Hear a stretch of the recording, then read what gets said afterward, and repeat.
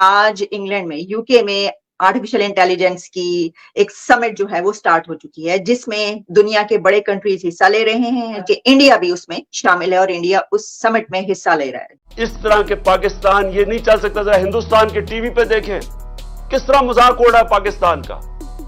क्या वो पाकिस्तान के ऊपर उनकी तरह टीवी खुशी से बता रहे हैं कि जी पाकिस्तान तबाही की तरफ जा रहा है। सर, इसी के साथ इंडिया में भी पहली समिट होने जा रही है एआई की, आर्टिफिशियल इंटेलिजेंस की, दिसंबर में।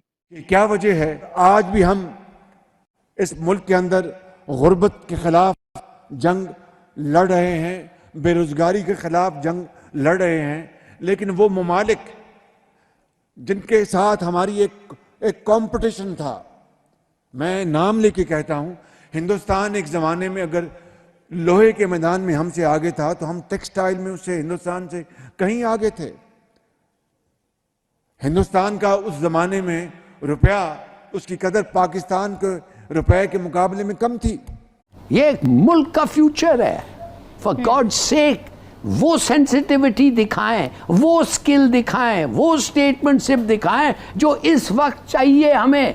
बिल्कुल वो नहीं जो आपने 1971 और 1972 में किया। जहां भी देखा जाए तो भारतीय जो है वो अपना लोहा मनवाने के लिए आगे आगे होते हैं। हिंदुस्तान अमेरिका का स्ट्रेटेजिक एलाय है। हमारा कोई अमेरिका के साथ अलायंस नहीं है। कि अमेरिका ने हमें एक मैसेज दिया है। अब सुनिए, मैं आपको बता रहा हूं क्या मैसेज है। बच्चों, मैसेज है, अगर तुमने डिफॉल्ट नहीं करना है, हमारी मदद चाहिए, तो दो शर्तें। एक, आईएमएफ प्रोग्राम में वापस आओ, ठीक है, और दूसरा, इमरान खान को in never can he return to power. जहां दुनिया और इंडिया में ये चल रहा है, तो वहीं पर पाकिस्तान में हमसे अपनी क्रिकेट नहीं संभाली जा रही और ऐसी साजिशें सामने आई हैं कि शर्मिंदगी हो रही है पूरी दुनिया के सामने। नमस्कार दोस्तों, जय Hind. Welcome to after morning news channel. Bharat समेत 27 अन्य देशों और यूरोपियन यूनियन ने यूके में एक मीटिंग में आर्टिफिशियल इंटेलिजेंस से जुड़े जोखिमों का आकलन करने के लिए मिलकर काम करने का डिक्लेरेशन देते हुए एक घोषणा पर हस्ताक्षर किए। इलेक्ट्रॉनिक्स और IT state minister Rajeev Chandrasekhar बुधवार से यूनाइटेड किंगडम में 2 दिवसीय एआई सेफ्टी समिट 2023 में भाग लेंगे। यूके सरकार द्वारा आयोजित शिखर सम्मेलन में UK, US, France, Indonesia, Kenya, सऊदी अरब और साउथ अफ्रीका सहित विभिन्न देशों के मंत्री और प्रतिनिधि एक साथ आएंगे। प्रधानमंत्री नरेंद्र मोदी के इंडिया फॉर एआई और एआई फॉर इंडिया दृष्टिकोण के अनुरूप भारत ने पहला ग्लोबल इंडिया एआई समिट की घोषणा की है।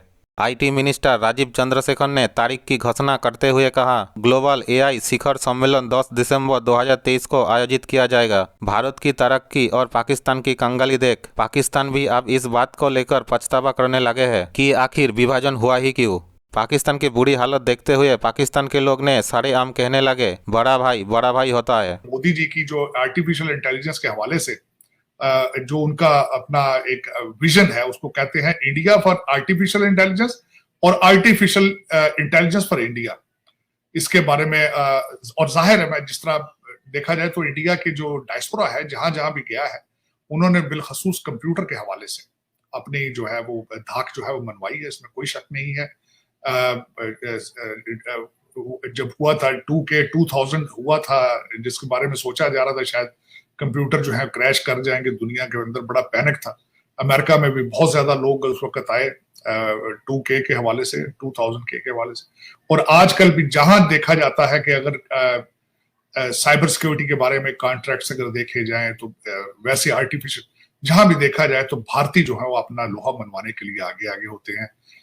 और अगर देखा जाए इस तनाजर से कि इंडियन इंस्टीट्यूट ऑफ टेक्नोलॉजी, जिसका आगाज जवाहरलाल नेहरू ने कर दिया था, मौलाना आजाद ने जब उनकी बुनियादें रखी थी, तो यही चीजें भारत को आगे लेके जा रही हैं। उनकी रिसर्च और उनका इस चीज में इंटरेस्ट लेना। और साजिद साहब, अब देखें ना, दिसंबर 10 को जो वो करवा रहे हैं नेक्स्ट मंथ अपनी आर्टिफिशियल इंटेलिजेंस, ये ग्लोबल समिट है, तो इसका मतलब है कि पूरी दुनिया के लीडरशिप फिर वहां पे मौजूद होगी, पूरी दुनिया की टेक फिर वहां पर मौजूद होगी।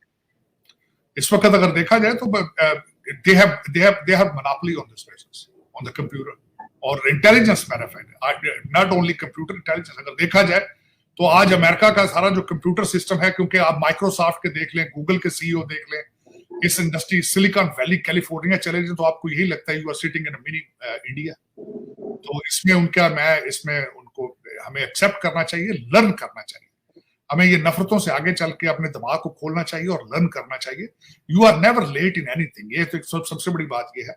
लेकिन मैं पहले हमेशा ये कहता हूं कि आप जब नफरतों के दरवाजे बंद करेंगे तो अकल के दरवाजे तब खुलेंगे। तो हमें सोचना, इंडिया की तरफ देखते हैं तो वो इस फील्ड में काफी आगे हैं, आईटी में भी और कई चीजों में, जिसकी वजह से उनके लोगों की डिमांड बहुत ज्यादा है बाकी दूसरी कंट्रीज में। हमने देखा कि कई जगह सीईओज भी लगे हुए हैं और बहुत ज्यादा होल्ड है इंडिया का, और इसी वजह से शायद उनकी इकोनॉमी भी जो है वो बेहतरी की तरफ जा रही है। पाकिस्तान में इस चीज को कितना समझा जा रहा है, कितना इस फील्ड में लोग आ रहे हैं या कितना आना चाहिए, और आपके ख्याल से क्या यहाँ से गवर्नमेंट हो, चाहे एस्टैब्लिशमेंट हो या पॉलिसी मेकर्स हो, वो कोई इंपॉर्टेंस दे रहे हैं इस बात को?